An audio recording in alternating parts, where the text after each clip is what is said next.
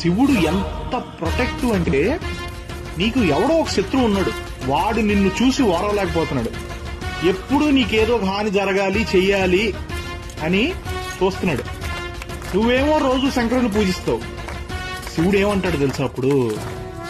నా ఎగ్జిస్టెన్స్ ని నమ్మి నేను ఉన్నానని మనసా వాచా కర్మణ నమ్మి కొలిచే నా భక్తుడికి హాని చేయాలని చూస్తే వాడు తప్పు చేసినా సరే, ఐ మెన్షన్ ఇట్, వాడు తప్పు చేసినా సరే నాకు వదిలే, నువ్వు వేయగలిగిన దానికన్నా పెద్ద శిక్ష వేస్తా. తండ్రిగా నా భక్తుల మీద నాకు ఆ హక్కు ఉంది. అలా కాదని నువ్వు వాడికి హాని చేయాలని చూస్తే ఏదో ఒక రూపంలో వస్తా, ఖచ్చితంగా నిన్ను చంపేస్తా.